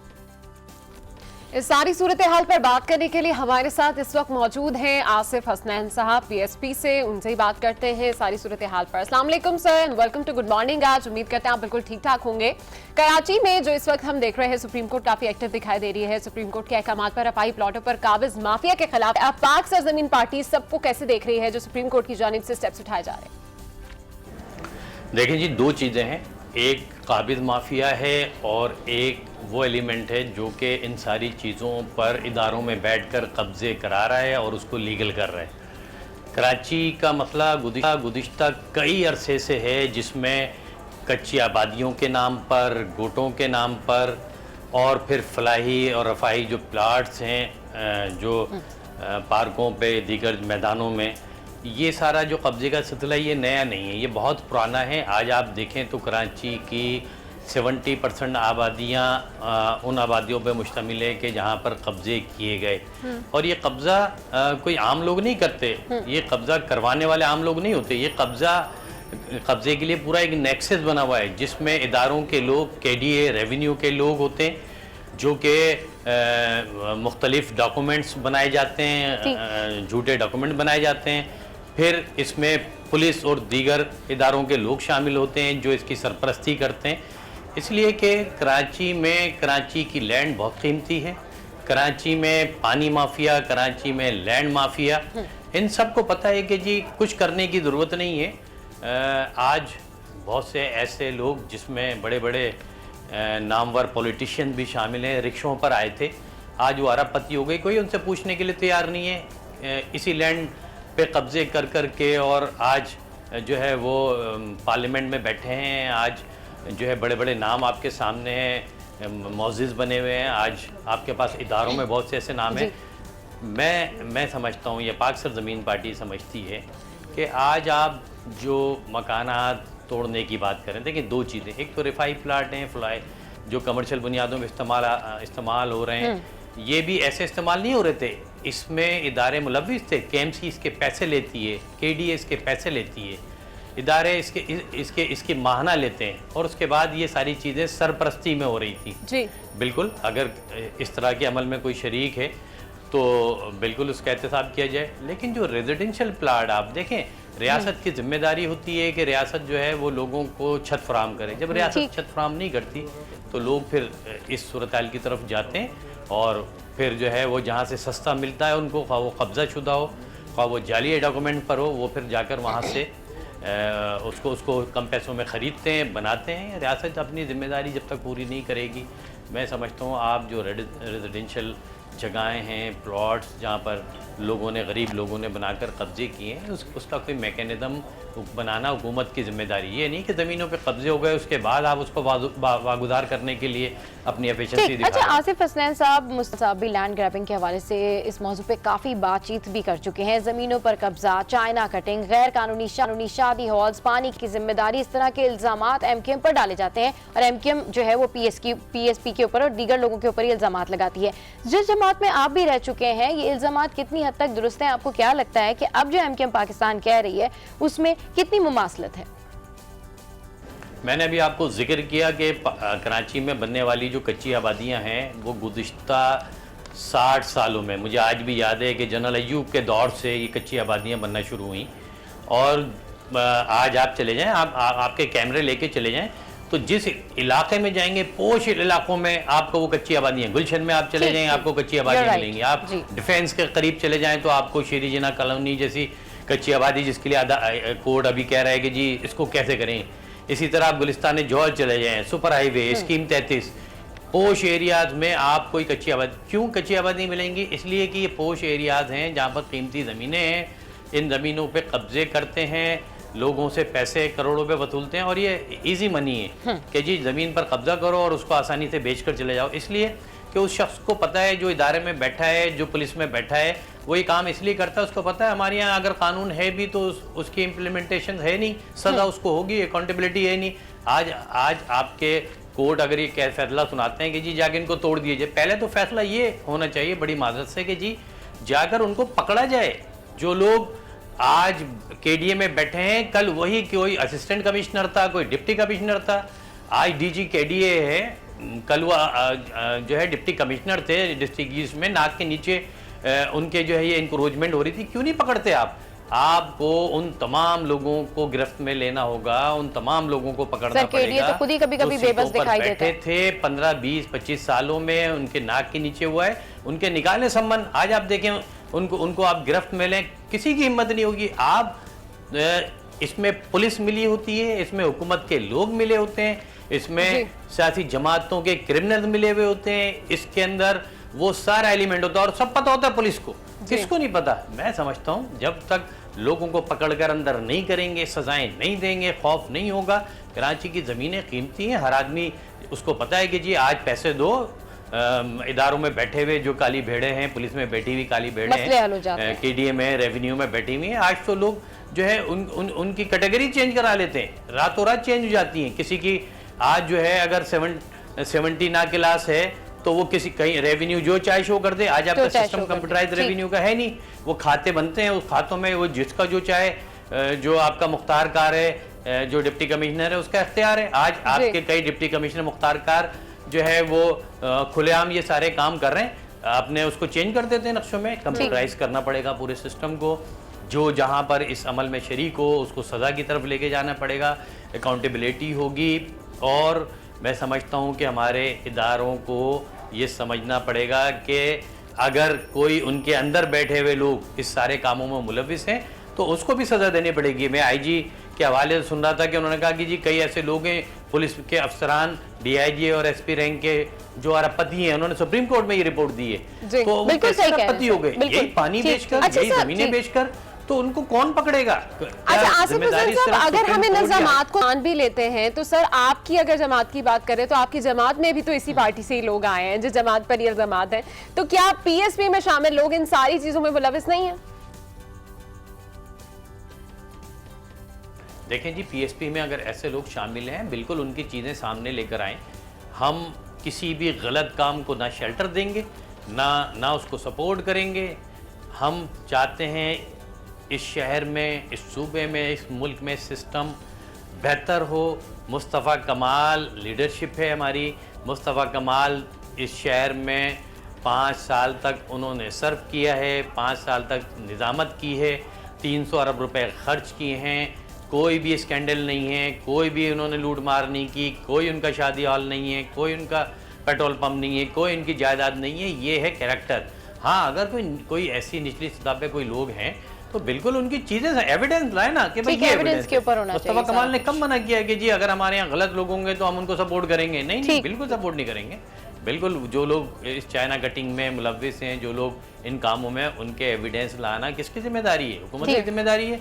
और आज हुकूमत जो है झूठे केसेस बना देती है लोगों पर, आम लोगों पे तो झूठे केसेस बन जाते हैं। जो बड़े लोग आज आपने लिस्टें दी, कितने ऐसे लोगों के नाम हैं जिनको कराची के लोग जो है वो बाय नेम जानते हैं, आज नहीं है उनके नाम, इसलिए कि वो अगर इदारों के साथ मिल जाते हैं, पुलिस के साथ मिल जाते हैं, पैसे जो है वो खर्च कर लेते हैं तो उनके नाम निकाल दिए जाते हैं। ये तो हमारे यहाँ पूरा का पूरा माशरा करप्ट हो चुका है, इदारे करप्ट हो चुके हैं, पुलिस का निज़ाम तबाह बर्बाद हो चुका है, कोई भी शहर की ओनरशिप नहीं ले रहा। यही तो सुप्रीम कोर्ट और हाई कोर्ट के जजेस कह रहे हैं। पानी के लिए सुप्रीम कोर्ट के जजेस बुलाकर अगर ये कहें वज़ीर आला को कि 95% पानी कराची इंसानी फुजला मिला हुआ है, पीने के काबिल नहीं है, छोटे बच्चे बुरा हाल है सर शहर कायद का, तो ये क्या जिम्मेदारी सुप्रीम कोर्ट की थी? ये जिम्मेदारी तो वज़ीर आला की थी। ये जिम्मेदारी तो उन लोगों की जो जमहूरियत का नाम लेते हैं, जो आवाम से वोट लेकर आते हैं, जो सालों से हुकूमत कर रहे हैं। और कौन कर रहा है इस सूबे पे हुकूमत? ये पीपल्स पार्टी कर रही है।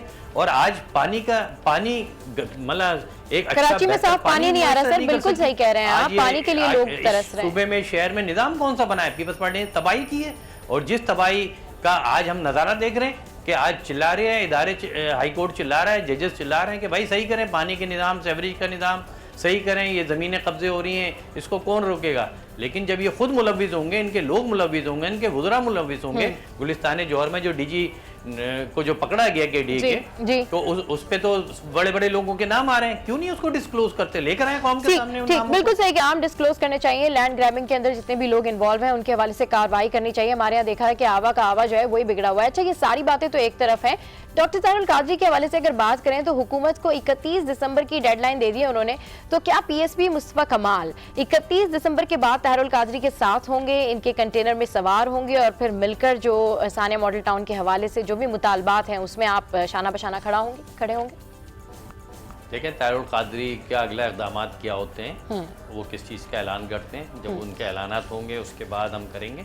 हमने अभी उनको बिल्कुल मॉरली सपोर्ट इस बात पे दी है कि जो उनका इशू है जीनियन है, बाक़ार नजफी की जो रिपोर्ट आई है उस रिपोर्ट की बुनियाद पर चीज़ें ओपन हुई हैं। लिहाजा ये है कि अब पंजाब गवर्नमेंट को चाहिए, अब नवाज शरीफ गवर्नमेंट को चाहिए कि इंसानी मसला है, लोग मारे गए हैं, बच्चे, ख़वातीन, बूढ़े, उनके साथ ज़्यादतियाँ हुई हैं, मारे गए हैं, ज़ख्मी किया गया है। ये तो इंसान के साथ हुआ है, किसी जानवर के साथ भी होता है दुनिया भर में, तो उसके लिए एक्शन लिया जाता है। तो उस पर जो भी उनका लाएमल होगा उस पर पीएसपी इंशाल्लाह बिल्कुल गौर करेगी। बिल्कुल सर। अच्छा, एमक्यूएम और पीएसपी के हवाले से कुछ बात, तो गुज़िश्ता दिनों में लफ्जी जंग बड़ी छिड़ी हुई थी आप दोनों के दरमियान, और अब देखते हैं कि वो खत्म हो गई है। बीच में भी एक दो बार बयानात का सिलसिला तो शुरू हुआ, लेकिन अब फिलहाल काफ़ी टाइम हो गया है, ये सिलसिला बंद हो गया है। तो क्या आप दोनों जमातों के दरमियान फिर से कोई बातचीत होने जा रही है? ऐसी कोई सूरत हाल बन रही है? जी, बातचीत का ताल्लुक जहाँ तक है दरवाज़े के इस शहर और शहर के लोगों की बेहतरी हो, लोग लड़े नहीं, लोग दस्तों गिरेबा ना हो, दुश्मनियों की तरफ ना जाएं। बहुत नुकसान उठा लिया इस शहर और शहर के लोगों ने। लिहाजा मेरी रिक्वेस्ट है, पीएसपी की रिक्वेस्ट है कि सियासी मामलात को सियासी तौर पर लिया जाए और उसको दुश्मनी की बुनियाद पर ना लिया जाए।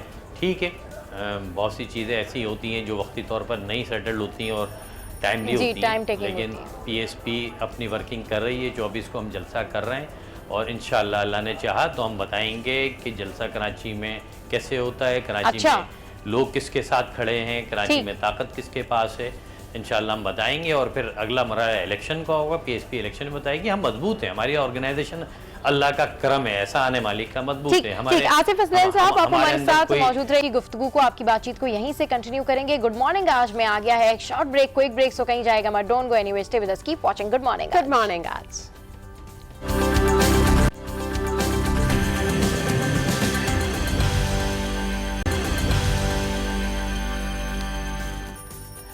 Welcome welcome back to good morning. आज जनाब आसिफ हसनैन साहब पीएसपी से हमारे साथ मौजूद थे। करंट पॉलिटिकल सिचुएशन के ऊपर हम उनसे बातचीत कर रहे थे, मजीद उनसे बात करेंगे ओवरऑल सारी सूरत हाल पर। अच्छा सर, एमकेएम पाकिस्तान और पीएसपी के दरमियान दोबारा कोई राब्ता हुआ है? क्योंकि एमकेएम पाकिस्तान का तो स्टांस यही है कि जब तक वो अपने नाम के साथ में हैं, आप उनके नाम के साथ में जम नहीं हो जाते हैं तो बातचीत नहीं होगी। तो इलेक्शन से पहले जैसे कि तमाम जमातें मिलती हैं, सियासी गठजोड़ होता है, आपको क्या लगता है कि दोबारा एक दफ़ा से फिर आप दोनों जमातें मिल सकती हैं? क्योंकि एमकेएम का अपना एक स्टांस है, एमकेएम पाकिस्तान का, और पीएसपी भी यही कहती है कि अगर वो अपने नाम के साथ, अपने मंशूर के साथ होंगे तो फिर डेफिनेटली दोनों जमातें एक नहीं हो सकती हैं। तो बातचीत होने वाली है फिर? देखिए, बातचीत सिर्फ नाम के हवाले से नहीं है। असल ये है कि वो एमकेएम फारूक सत्तार की है नहीं। 22 तारीख तक फारूक सत्तार साहब उस एमकेएम की हिमायत करते रहे जो अल्ताफ़ हुसैन साहब की है, और जब 22 तारीख को अल्ताफ़ हुसैन साहब ने खुदा न खास्ता इस मुल्क के ख़िलाफ़ जब बातें की, उनके पास ऑप्शन ख़त्म हो गए थे, तो उन्होंने फिर इस एमकेएम को अपने हाथ में ले लिया। अब ये एमकेएम आज भी उनके जलसों में, उनके जुलूसों में अल्ताफ़ हुसैन के नारे लग रहे हैं, आज भी उनके प्रोग्रामों में अल्ताफ़ हुसैन के नारे लग रहे हैं। तो जब तक ये एमकेएम बाकी रहेगी, अल्ताफ़ हुसैन और अल्ताफ़ हुसैन के जो चंद लोग हैं इर्द गिर्द में बैठे हुए जो लंदन और दीगर जगहों पर, उनको मौका मिलता रहेगा कि वो महाजरों के नाम पर खुदा न खास्ता रॉ को इन्वॉल्व करके या दीगर को इन्वॉल्व करके उस कराची के लोगों के साथ, उर्दू बोलने वालों के साथ ज़्यादती करते रहे और उनको रॉ का एजेंट और उनको मुल्क दुश्मन जो है करार दिलवाते रहे। तो उसकी बुनियाद पर फारूक सत्तार साहब को चाहिए कि ये एमकेएम उनकी नहीं है, लिहाजा उस एमकेएम को अगर वो जब तक चलाते रहेंगे इसकी ऑक्सीजन मिलती रहेगी अल्ताफ़ हुसैन को।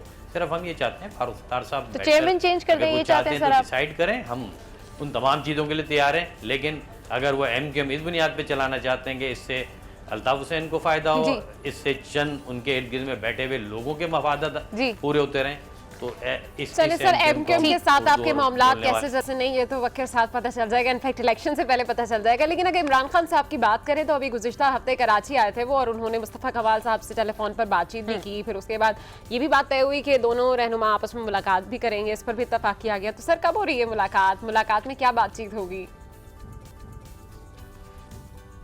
देखें, अभी तो कोई टाइम फ्रेम तय नहीं हुआ इमरान खान साहब से मुलाकात का, और इंशाल्लाह जिस वक्त भी टाइम फ्रेम तय हुआ हम बिल्कुल करेंगे। तारुल कादरी साहब से मुलाकात हुई है, इमरान खान समेत जो लोग भी हैं हमारे दुश्मनी। देखें, हम जब फारूक सत्तार से मुलाकात के लिए कह रहे हैं, हम एनपी से मुलाकात के लिए कह रहे हैं, हमने तो किसी से ना मना किया है, ना हमने कहा है कि नहीं जी हम बिल्कुल सबसे मुलाकात करेंगे। हाँ, अगर इस पाकिस्तान के झंडे को मानेंगे, अगर पाकिस्तान और पाकिस्तान से मोहब्बत करेंगे, इस पाकिस्तान के लिए बात करेंगे, तो हम बिल्कुल उन सब से तैयार हैं, किसी से हमारी दुश्मनी नहीं है। और इंशाअल्लाह आने वाले वक्त में जल्द ही मुलाकात होगी, इमरान खान साहब से मुलाकात भी होगी। और चीज़ों को इस मुल्क में बेहतर करने के लिए जो मुस्तफ़ा कमाल, अनीस कायम खानी और पाक ज़मीन अपना रोल प्ले कर सकती है, और जिसके साथ भी हमें बैठना पड़े इस पाकिस्तान और पाकिस्तान के लोगों की बेहतरी के लिए मिलकर बैठेंगे। सही सर, आप कह रहे हैं कि एमकेएम पाकिस्तान रिफॉर्म नहीं है, लेकिन पीटीआई के जो चेयरमैन है वो कहते हैं कि जी जब साबित हो जाएगा कि एमकेएम पाकिस्तान रिफॉर्म हो गई तो डेफिनेटली उनके साथ में गठजोड़ करेंगे। तो जब आप कह रहे हैं कि इमरान खान साहब से बातचीत करेंगे और बात की कोई राह निकल सकती है, तो दिसंबर में पीटीआई कराची में बड़ा जलसा करने जा रही है। पाक से ज़मीन पार्टी को अगर जलसे में शिरकत की दावत दी जाती है तो पीएसपी की क़यादत जलसे में शिरकत करेगी। क्या आप उन्हीं के मैनिफेस्टो के साथ शिरकत करेंगे या फिर आपका अपना अलग स्टांस होगा? देखिए कबलत वक्त है, अभी वो जलसा करेंगे और जलसे में क्या उनको करना है, ये सब कबलत वक्त है। अभी तो 24 को हम जलसा कर रहे हैं और इंशाल्लाह हम बताएंगे कि जलसा कैसे होता है और जलसे में लोग कैसे आते हैं, जलसे में तादाद क्या होती है। जो लोग बड़ी बड़ी बातें कर रहे थे, 10,000 और 15,000 और 20,000 हम अफराद निकाल के लेकर आ गए, तो इस 2.5 करोड़ की आबादी में 15 से 20,000 अफराद का जलसा तो पीएसपी जो है वो एक इलाके में कर लेगी। तो हम इंशाल्लाह इधर जो डिस्ट्रिक्ट सेंट्रल में जलसा कर रहे हैं, हम इसके बाद बताएंगे कि जो जलसा होता कैसा है और इंशाअल्लाह उसके बाद चले सर 24 को क्लियर हो जाएगा कि उसका जलसा कैसा होता है। लेकिन जब पीटीआई है, अगर माजी की बात करें तो माजी में एक जलसा उन्होंने किया था जो कि बड़ा नाकाम हुआ था, जिसके बाद ये कहा जा रहा था कि जो पीटीआई है इस बार पीटीआई ने जलसे का बहुत पहले से ऐलान कर दिया है। तो कहीं ऐसा तो नहीं है कि जैसे पहले कहा जाता था कि पीटीआई कराची में जलसा करने के लिए एमकेएम की मदद लेती है, तो इस बार इतने पहले ऐलान के पीछे वजह ये थी कि वो आप लोगों से मदद लेने की कोशिश कर रही है? नहीं, अभी तक कोई ऐसी बात जलसे के हवाले से नहीं हुई है और इंशाल्लाह उनका अपना जलसा है, उनके भी फॉलोवर्स हैं और मैंने कहा ना 2.5 करोड़ की आबादी में ये 5-10 हज़ार का जलसा करना इतना बड़ा मसला नहीं है। सबके अपने लोग हैं, फॉलोवर्स हैं और सबको फ्रीडम होना चाहिए, अपना जलसा करें, अपना मैसेज दें और फिर फैसला ठीक है। सबको जलसा कि वो करने का इलेक्शन हक है, जो अपना किसको मैसेज देने का। पीएसपी के रहनुमा आसिफ हसनैन साहब हमसे गुफ्तगू कर रहे थे और उनका यही कहना है कि पीएसपी के जो दरवाजे हैं वो सबके लिए बातचीत के लिए खुले हैं। एमकेएम पाकिस्तान हो या फिर पीटीआई हो, इन लोगों से बातचीत हो सकती है। और अब देखना ये कि 24 को जो ये जलसा करने जा रहे हैं उसमें लोगों की कितनी बड़ी तादाद जो है शिरकत करती है, उससे साबित हो जाएगा कि वोट बैंक एक्चुअली अब किसका बढ़ रहा है, एमकेएम पाकिस्तान का। जैसा कि फारूक सत्तार कहते हैं कि जी हमने तो बड़ा जलसा करके दिखाया और अब दावा पीएसपी का भी यही है कि हम कराची में जलसा करके दिखाएंगे और लोग देखेंगे कि कितनी बड़ी तादाद में जो है शिरकत करते हैं। तो पॉलिटिकल सिचुएशन जो है वो बिल्कुल सूरत हाल बढ़ती जा रही है आगे की तरफ, 18 की तरफ। इस हवाले से आपको मजीद भी अपडेट करेंगे। लेकिन गुड मॉर्निंग आज में यहाँ वक्त हुआ है एक ब्रेक का, कहीं जाएगा मत, don't go anywhere, stay with us, keep watching good morning.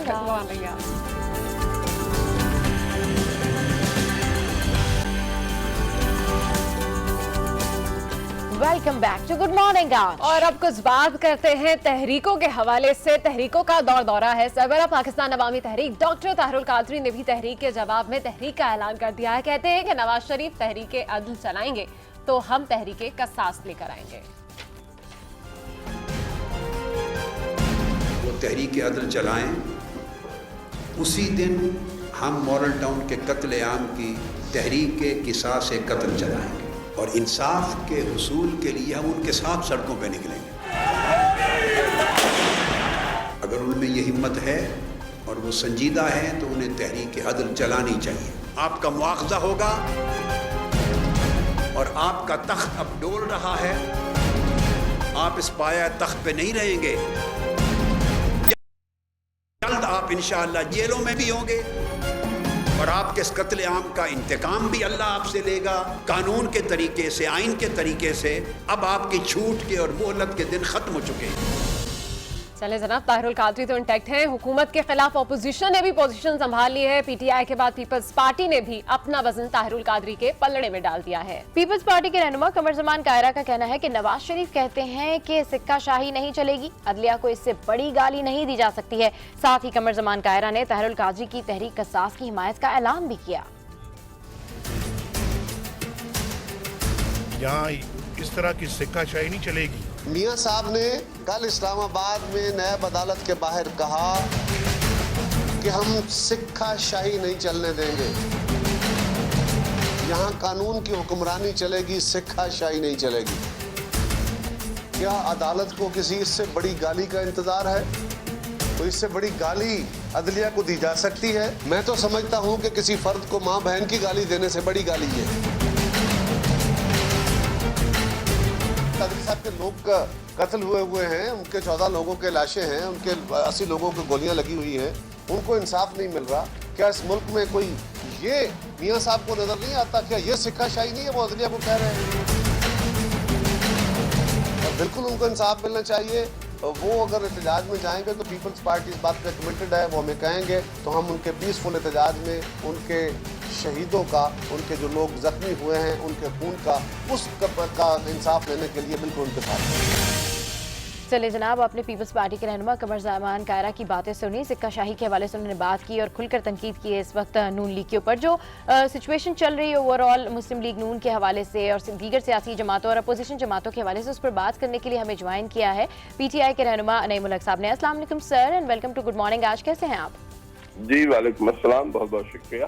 Ji sir, अभी अगर सिचुएशन देखी जाए ओवरऑल पैट के हवाले से या फिर पीपल्स पार्टी के हवाले से या खुद पीटीआई के हवाले से, तो आप लोग अब इनकी जो तहरीक कसास है उसमें बिल्कुल साथ देने के लिए तैयार हैं। इस हवाले से तो बात करेंगे, लेकिन अभी ताज़ा तरीन जो बयान दिया है साद रफीक ने, उन्होंने कहा है कि जी इमरान खान और ताहिरुल कादरी जो है वो सियासी स्टंट मैन हैं। इस पर क्या कहेंगे आप?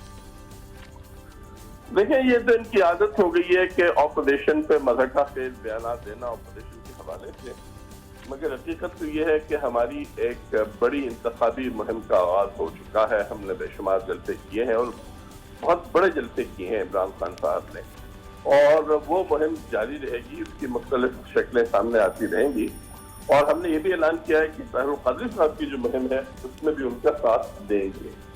और इन तमाम तहरीकों का एक तो बुनियादी मकसद ये है कि मौजूदा हुकूमत जो मुकम्मल तौर पर नाकाम हो चुकी है और काम नहीं कर पा रही और साजिशों में मुलव्वस है पाकिस्तान की अदलिया के खिलाफ, पाकिस्तान की हिफाजत के खिलाफ, इस हुकूमत से जितनी जल्दी छुटकारा हासिल किया जाए वो इस मुल्क के लिए बेहतर है, जमहूरियत के लिए बेहतर है। यही वजह है कि हमने कहा है कि फौरी तौर पर इंतखाबात का इनेकाद होना चाहिए। सही। अच्छा तैमूर हक साहब, अभी जो करंट सिचुएशन चल रही है, एक तरफ नवाज शरीफ साहब कहते हैं कि हम तहरीक अदल लेकर आएंगे, दूसरी तरफ ताहिर गाजी साहब कहते हैं कि जी जिस दिन आप तहरीक निकालेंगे उसी दिन हम अपनी तहरीक का साथ भी लेकर आएंगे। फिर पीटीआई भी उनका साथ देने को तैयार है, दीगर जमातें, अपोजिशन सभी जो है वो मुतहरिक दिखाई दे रही है। अगर ऐसी सिचुएशन बनती है कि नवाज शरीफ मैदान में उतरते हैं और फिर उनके मुकाबले में अपोजिशन भी मैदान में उतरती है, तो बड़ा मुल्क में इंतशार नहीं पैदा हो जाएगा? आप नहीं समझते कि जिम्मेदारी, इस चीज की कोई जिम्मेदारी होनी चाहिए कि आवाम के ऊपर, आवाम के साथ ये किस तरह का मजाक हो जाएगा? देखिए, ये मजाक तो नवाज शरीफ कर रहे हैं, उनकी अपनी हुकूमत मौजूद है, पंजाब में भी है, मरकज में भी है, और वो अपनी हुकूमत के दौरान एक तहरीक का आगाज कर रहे हैं जिसका ताल्लुक हकीकतन हुकूमत की अपनी पॉलिसी से है। मुझे ये नहीं पता कि ताहिर काजी साहब की क्या हिकमत अमली है, मगर वो एक बहुत ही मैं समझता हूँ 30% उन्होंने कॉल दी है और उन्होंने कहा है कि बिल्कुल अब हम अपना जो केस है वो खुद लड़ेंगे, अवाम की अदालत में लड़ेंगे, धरने की सियासत होगी, डेडलाइन दी है उन्होंने। देखिए, जब हुकूमत वक्त इस किस्म की पॉलिसीज अडॉप्ट करे जो आजकल कर रही है, और कठपुतली हुकूमत को जो सिर्फ एक ऐसे शख्स के इशारे पे चल रही है जिसको अदालतों ने नाअहल करार दे दिया है, तो फिर हालात यही होते हैं कि कानून से टकराता है, अवाम कानून से टकराते हैं, और ये जब तमाम मुख्तलिफ जो शक्लें हैं टकराव की जब सामने आती हैं तो रियासत को और जमहूरियत को नुकसान पहुंचता है। और इसकी सारी जिम्मेदारी इस वक्त नवाज शरीफ जो बहुत नाअहल तो हो चुके हैं, मगर वो अब एक बहुत ही गैर जिम्मेदाराना रवैया अख्तियार कर रहे हैं, जिसके नतायज इनके अपने। सर, आपने गैर जिम्मेदाराना रवैये की बात की है मुस्लिम लीग नून के हवाले से, नवाज शरीफ के हवाले से, वो कह रहे हैं कि मैं तहरीक अदल लेकर आ रहा हूं, तो अब आपको क्या लग रहा है, क्योंकि जो कानूनी चारा जो है उसके तौर पे तो जो नतीजा है वो सबके सामने है, लेकिन तहरीक अदल में अब वो क्या करेंगे? आपको क्या लगता है कि वो आवाम में निकलेंगे या जजेस के हवाले से फिर कोई बात होगी, फिर तनकीद का सिलसिला जारी सारी किया जाएगा? तो क्या लगता है आपको, क्या होगा तहरीक अदल के अंदर, क्या मैनिफेस्टो होगा उनका? हमने तो ये ऐलान किया है कि नवाज शरीफ ने अगर इस किस्म की कोई अदलिया के खिलाफ तहरीक चलाई तो हम इसका सख्ती से मुकाबला करेंगे। और मैं अभी यानी आपके प्रोग्राम के जरिए मैं इनको मुतनब्बे करता हूँ कि अगर इन्होंने ऐसी कोई कोशिश की तो इसका बहुत बड़ा हशर होगा इसकी तहरीक का, ये खुद बहुत बुरी तरह मार खाएंगे। उसकी वजह यह है कि पाकिस्तान की अवाम की अक्सरियत इस वक्त हमारे और दूसरी जमातों के साथ है, इनके साथ नहीं है, वकला की अक्सरियत हमारे साथ। ठीक है, बहुत शुक्रिया तैमूर हक साहब, पीटीआई से हमारे साथ थे, और इस सब पर पीटीआई का क्या मौक़िफ़ है ये तो आपने जाना है। यहाँ पर एक छोटी सी ब्रेक लेंगे, एक ब्रेकिंग आ चुकी है, उसके बाद वापस आते हैं, मजीद करेंगे, स्टे विद अस। तो ये जबरदस्त आपने पैकेज देखा गोविंदा के हवाले से, मायरा खान के हवाले से। परदेस का जो सिलसिला है वो जारी और सारी है। कल भी एक बड़ी इंपॉर्टेंट बर्थडे थी और वो थी करीना कपूर खान के बेटे की, तैमूर अली खान की, जो कि इंतहाई जोशो खरोश के साथ सेलिब्रेट की गई। और उनकी बर्थडे के हवाले से जो है एक प्रेस कॉन्फ्रेंस में पूरी फैमिली के साथ करीना कपूर बैठी हुई थी, सैफ अली खान भी बैठे हुए थे। तो वहाँ पर सहाफ़ी ने अपार्ट फ्रॉम के वो सोहा अली खान की बुक के बारे में बात करते झट से पूछ लिया करीना से कि जी आपके बेटे की जो बर्थडे है उसकी क्या प्लानिंग्स हैं। तो करीना ने कहा ये सरप्राइज है, मैं नहीं बताऊंगी। तो डेफिनेटली कल भी बॉलीवुड में एक बड़ी जबरदस्त सी बर्थडे सेलिब्रेट की गई है और आज भी दो स्टार्स की बर्थडे है, गोविंदा की बर्थडे है, मायरा खान की बर्थडे है। तो मायरा खान की बर्थडे तो डेफिनेटली इतनी खुशी हो रही है और मेरा दिल चाह रहा है कि मायरा खान अगर हमारा शो देख रही होंगी तो डेफिनेटली वो बड़ा खुश होंगी कि उनके फैंस यहाँ पर मौजूद हैं। बर्थडे की बात की है और 1 साल हो चुका है। बाकी में जो सेलिब्रिटी किड होता है ना, उसकी जिंदगी भी बड़ी सेलिब्रिटीज वाली होती है। वो हमेशा से ट्रीटमेंट मिलना शुरू हो जाता है कि अच्छा ये इनका बेटा है, इनका बेटा। अब आप देख लें, अगर हम ऋषि कपूर की बात करें तो उनके बेटे थे रणबीर कपूर। लेकिन डेफिनेट सी बात है कि जब तक आप उस फील्ड में अपने आप को मनवाओ नहीं, तब तक आपको लोग जानते नहीं। तो अमिताभ के भी बेटे वो थे अभिषेक बच्चन, अच्छा, लेकिन उतना रिकॉग्निशन नहीं मिला था जिस तरह से अमिताभ को सेलिब्रिटी मिला है। किड्स की अगर हम बात ही कर रहे हैं ना, तो इसमें बहुत सारे सेलिब्रिटीज हैं जिनके बच्चे भी मौजूद हैं। इसमें ऐश्वर्या राय बच्चन की भी बेटी है, लेकिन तैमूर अली खान वाकई में इतने क्यूट हैं कि उनको एक्स्ट्रा ऑर्डिनरी जो है वो कवरेज में मिलती है। लोग उनके बारे में बात करते हैं। अगर आप देखें उनकी आईज वो पूरे अपने ननियाल के ऊपर हैं। अगर तैमूर के बेटे बिल्कुल देखें तो बिल्कुल आईज भी उनकी जो है वो करिश्मा कपूर जैसी हैं। और बहुत ही क्यूट किस्म का उनका एक्ट होता है। और जैसे ही कैमरा उनके ऊपर जाता है या कोई पिक्चर खींचने की फोटोग्राफर कोशिश करता है तो अपनी आंखें झपकते हैं और बहुत क्यूट रिएक्ट करते हैं। अच्छा, एक तो सबा बहुत ज्यादा फेमस हो गए हैं आपने यहाँ पर एक ये बात की है कि सेलिब्रिटीज के बच्चे होते हैं, और आजकल मैंने एक देखा है सेलिब्रिटीज के अंदर ये भी बड़ा ट्रेंड चल रहा है कि वो बच्चे अडॉप्ट कर लेते हैं। इसमें हमारे पास बेपनाह मिसालें हैं। अगर सुष्मिता सेन को देखें, फिर इसके अलावा सनी लियोन को देखें, तो इन लोगों ने बच्चे बाकायदा अडॉप्ट किए। वो इतने क्यूट और प्यारे बच्चे, और उनके साथ वो जिस तरह से बर्ताव करते हैं, अपने शूट्स पर भी साथ लेकर जाते हैं और इतनी अटैचमेंट उनकी है। तो मेरा ख्याल है कि ये भी एक बड़ा खूबसूरत प्यारा मैसेज है जो हमारे सेलिब्रिटीज की जानिब से मिलता है कि वाकई में अगर आप के पास औलाद नहीं है तो आप इस तरह से अडॉप्ट भी कर सकते हैं, उनको एक नई जिंदगी सकते हैं। बिल्कुल, और ये सिलसिला हॉलीवुड के एक्टर्स ने स्टार्ट किया था। हॉलीवुड के बड़े बड़े एक्टर्स ने जो है इस तरीके से बच्चों को अडॉप्ट करना जो है वो शुरू किया है। तो जनाब ये तो हो गई देश की बातें और बहुत सारी बातें हम कर चुके हैं एंटरटेनमेंट के हवाले से। अब back to the political situation, तो हम आपको बताते हैं कि नवाज शरीफ की पार्टी सदारत जो है वो खतरे में पड़ गई है। क्यों? पार्टी सदारत केस में नवाज शरीफ की अदम दिलचस्पी पर इस्लामाबाद हाई कोर्ट बरहम हो गई और अदालत ने कहा है कि 5 समातें होगी, कोई जवाब नहीं आया है, अगली बार एकतरफा फैसला भी सुना देंगे। इस हवाले से मजीद देखिए।